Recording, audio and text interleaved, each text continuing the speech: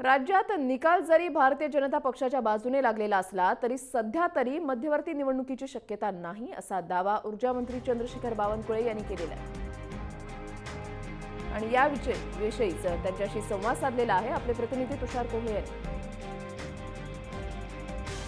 भारतीय जनता पार्टीला जे भरघोस यश मिळालं, मग ते पालिका निवडणूक असो किंवा जिल्हा परिषद निवडणूक असो, या यशाचं महत्त्वाचं कारण काय आणि महत्त्वाची गोष्ट म्हणजे मुख्यमंत्री देवेंद्र फडणवीस यांच्या नेतृत्वात ही निवडणूक लढली गेली, त्याचा किती फायदा झाला याच विषयावर बोलण्याकरता आपल्यासोबत राज्याचे ऊर्जा मंत्री चंद्रशेखर बावनकुळे आहे।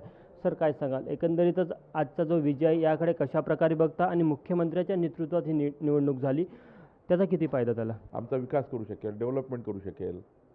हाच पक्ष असा आहे की ज्या ठिकाणी डेव्हलपमेंट माइंड आहे, डेव्हलपमेंट ओरिएंटेड डेव्हलपमेंट करताय, बोलतायत। भारतीय जनता पार्टीवर एक असा आरोप होत होता की कुठे शहरी पक्ष आहे, आता जिल्हा परिषदमध्ये ज्या प्रकारे यश मिळालं त्यामुळे आता ग्रामीण भागातही भारतीय जनता पार्टीची जी पाळेमुळे आहे ती मजबूत होत आहे आणि पुढील काळामध्ये पक्ष आणखी कायम करेल या विषयावर?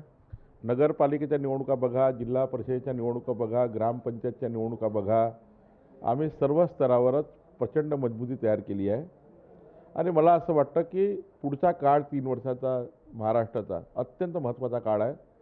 मुख्यमंत्री यांनी केलेल्या डेव्हलपमेंटच्या आणि सरकारने दिलेल्या त्या ठिकाणी योजनाचा शेवटच्या माणसापर्यंत पोहोचता आहे। ग्रामीण जनतेकरता जास्तीत जास्त योजना दिल्ली सरकार, मुंबई सरकार करताय।